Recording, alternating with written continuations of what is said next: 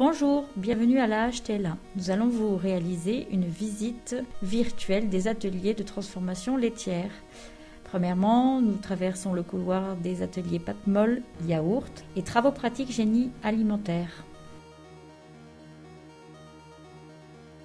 Dans cet atelier, nous pouvons trouver notre formateur pâtes molles avec quelques étudiants. Ils ont réceptionné le lait dans ce tank et si on fait un petit tour de caméra, nous allons voir tout le matériel qui nous permettra de transformer notre lait en pâtes molles avec les moules qui sont déjà prêts sur la table. En même temps, notre étudiant est en train d'analyser le lait pour connaître sa qualité avec un acidimètre.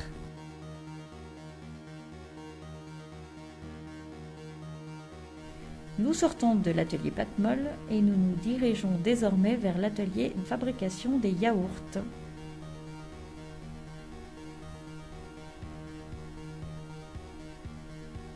Quelques étudiants sont en train de laver les bassines qui nous ont servi à ramener du lait et d'autres étudiants sont en train de conditionner des yaourts brassés aux fruits. Il me semble même que c'est des citrons. Nous approchons les 3 tanks où le lait sera maturé. On y ensemencera nos ferments spécifiques du yaourt. Nous voyons également la plateforme de commande pour réaliser toutes les étapes de fabrication de ceux-ci.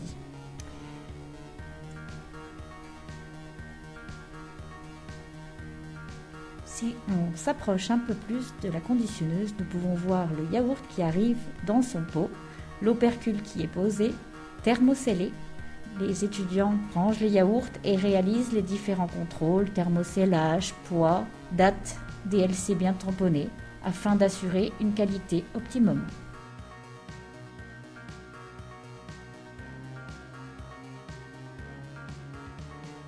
Nous sortons désormais de l'atelier de fabrication des yaourts pour se diriger vers le laboratoire.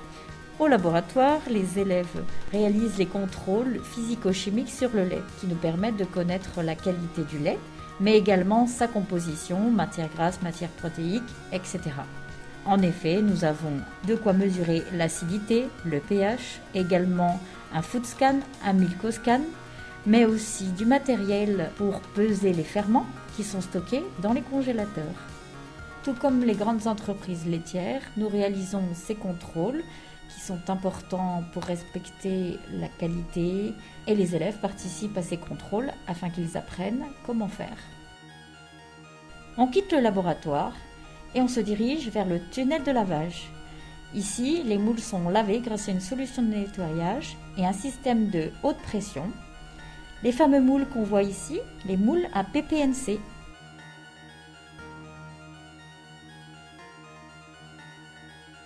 Ici, nous trouvons la machine à frotter pour l'affinage des mamirolles.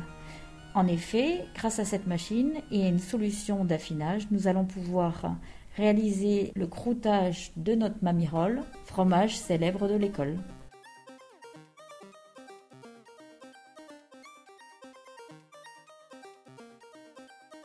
Nous entrons dans les caves d'affinage AOP. À droite, ce sont les morbiers, qui sont affinés en planche pour respecter le cahier des charges de l'AOP Morbier. Et si on s'approche un peu de près, on peut aussi voir l'estampille bio, car nos morbiers sont AOP bio. Les morbiers sont affinés 45 jours minimum pour respecter le cahier des charges, avec des soins de frottage et d'emmorgeage suivant l'évolution du produit. Désormais, nous entrons dans la cave à comté, avec une partie les comtés AOP, et de l'autre côté, les comtés AOP bio.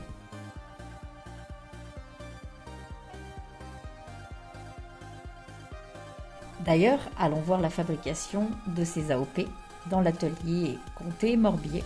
On voit le GSV à notre droite et nous montons aux escaliers pour aller voir sur la passerelle nos 2 cuves en cuivre, un autre paramètre pour respecter le cahier des charges des AOP. Première cuve, le lait était emprésuré, les tranches cahiers ont été positionnées et là le lait est en train de passer de la phase liquide à la phase solide. Sur la deuxième cuve, moment plus crucial, le lait a déjà caillé, nous attendons le durcissement optimum et là nous démarrons les tranches cahiers. Au début, vitesse minimum et après au fur et à mesure, on accélère le mouvement pour découper notre cahier et favoriser l'égouttage du produit. Test à la main, on voit qu'on a dans un premier temps des gros morceaux, des gros cubes, et plus le temps va avancer, plus nous allons obtenir des tout petits graineries pour favoriser une fois de plus l'égouttage du produit. Avec notre formatrice, Laurence, qui apprend à nos étudiants comment bien décailler votre comté.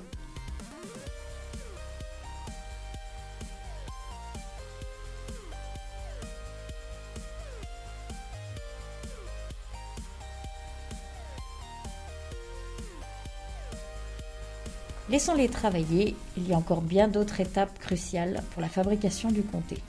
Pendant ce temps, nous on va se diriger vers d'autres ateliers. En effet, nous approchons la zone d'emballage expédition, partie importante également. Une fois que nous recevons les contrôles libératoires, nous savons que nous pourrons commercialiser nos produits.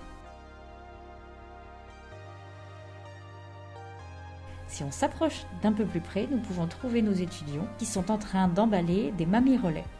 Il y a eu une dégustation des produits, contrôle visuel, pesée. Tout est bon, nous pouvons les emballer et les expédier.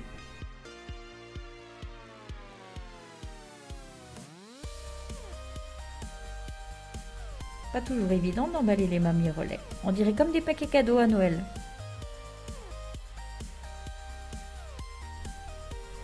Nous avons traversé la plupart des ateliers de la halle, mais maintenant on retourne à l'atelier pâte molle.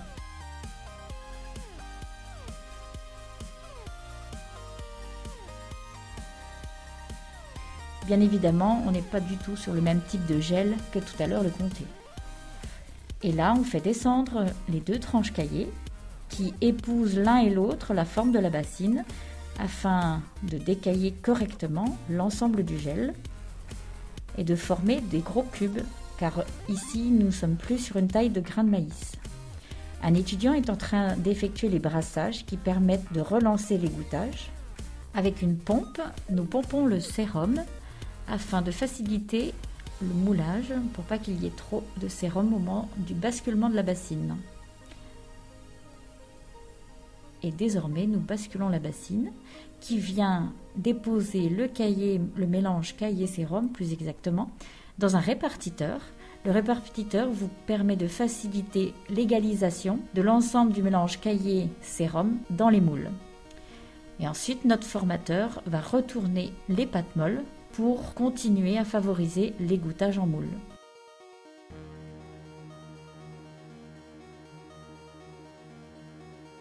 C'était tout pour aujourd'hui. Vous avez vu un aperçu de certaines étapes de fabrication, mais il y en a bien d'autres. Merci pour votre écoute et j'espère à bientôt dans notre école.